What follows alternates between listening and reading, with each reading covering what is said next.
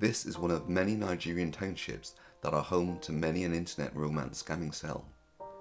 And for the past 6 months I've lived and breathed the people that have fallen victim to them, while trying to understand why this all happens. It's based on their story and how they were made to feel at the hands of these disgraceful individuals. I've researched and met many people on this journey, both from the academic world, the authorities, and the people helping behind the scenes, but foremost, those that have fallen victim to these heartless scammers. And although in this short film I cannot show all of the journey and emotions that we went through, here are just a few thoughts to take home with you today from those that helped make this film possible. This is Randy Barnes. Well, actually it's just his profile. It has been used thousands of times by the scammers to lure the unsuspecting victim, and with a few sweet words, pictures and text messages they are hooked, just like in the case of Tammy. My name is Tammy. I'm 67 years old. I am currently in Florida in the USA. The reason why I started looking online and not locally is because about the only thing to do is to find somebody at a bar or at a big gathering where there's a lot of drinking. Wanted somebody close by where I could go out to dinner with, we could go to movies. The site I went on was Plenty of Fish, POF for short. It was free. It made me feel good. It's been proven that the dopamine in your system starts taking over. It's a feel good. He got me to trust him. He would use honey, babe, sweetheart, my queen, just all those beautiful words that you would like to hear. They just touched my soul is what it did. It was the perfect man. I mean, he was interested in me, interested in what I did. And I reciprocated that too. He just seemed so perfect. So perfect. I felt ashamed. Why did I let myself get into this? I should have listened to the red flags. I should have paid more attention to them. I just felt completely broken. Actually, I mean, to be blunt, he raped my emotions and he raped my bank account. It was the most awful time of my life. I always said that when I moved here, I would get a gun for protection because I am by myself. I am so glad that I didn't get one because I probably would have used it. Once the trust has been made, messages of love and common keywords will start to arrive by text. In the course of a year, this fake profile of Matthew Sean gained Rebecca's trust and caused her emotional and financial heartache into the tens of thousands of dollars. My name is Rebecca D'Antonio. I live on the East Coast of the United States in the state of Florida. Started in the OkCupid chat. I was having trouble with the chat. You know, it was being pretty wonky. So he had asked that we move to another platform to start talking. So we started talking via Facebook Messenger mostly. And then, you know, beyond that, we started texting and email, you know, as the conversation progressed. He was very silver-tongued. He knew what to say to make me feel valued and important. I was sliding deeper and deeper down the rabbit hole of depression and PTSD and anxiety because I was putting myself at risk. I'm someone who loves life, and by the end, I was about to be evicted from my apartment. Discover Card was suing me.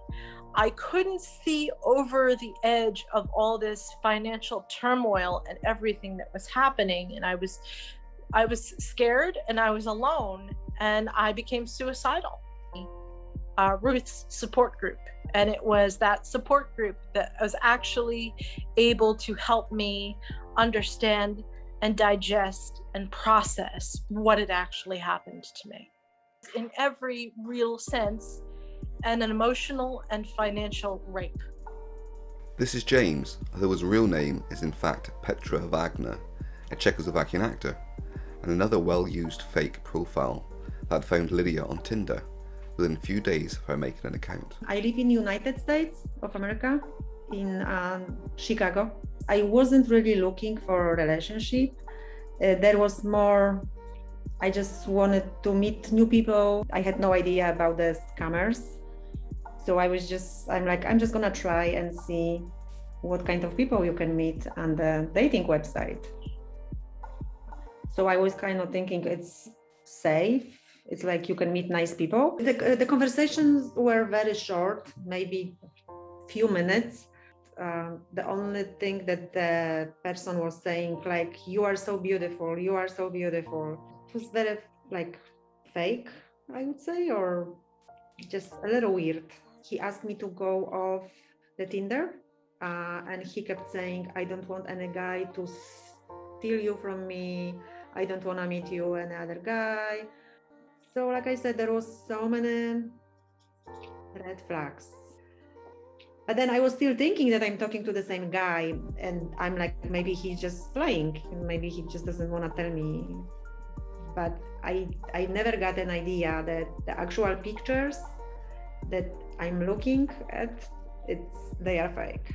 She also checked his name, and maybe half hour later, she sent me another message that, yeah, the actual guy, the pictures belong to the Czech actor. Definitely, I would never go back to the dating sites to find a relationship. No, for sure not. I'm gonna tell you something. I'm gonna be honest. Yeah, I think I just get used to this face, and I just want. Yeah. So I was lucky. I know, I was very lucky, but I feel really sorry for some women that just didn't have that luck, because it's very sad. Ruth was made the target of a phishing scammer over 10 years ago, and after she saw through his disguise, she decided to do something about it, and Scam Haters United was born. She's also got busy on Instagram, and today the Facebook page gets 3,000 hits a day, with almost 5 million total views, with over 36,000 followers, with YouTube and Instagram bringing in a further 27,000. And is extremely popular and helps with chat groups and has helpers that cover 15 nationalities. And apparently she's a big hit with the Nigerian village witch doctors. My name's Ruth Grover. I am the founder, for my sins, of Scam Haters United, which is basically set up to educate and raise awareness, support victims. And where it used to be years ago, when I first found it, it used to be the older widows that were targeted. Now it's just anybody. Anybody that breathes is a target for a scammer, literally. It's introducing a bit of self-loathing as well, because you then, they're blaming themselves.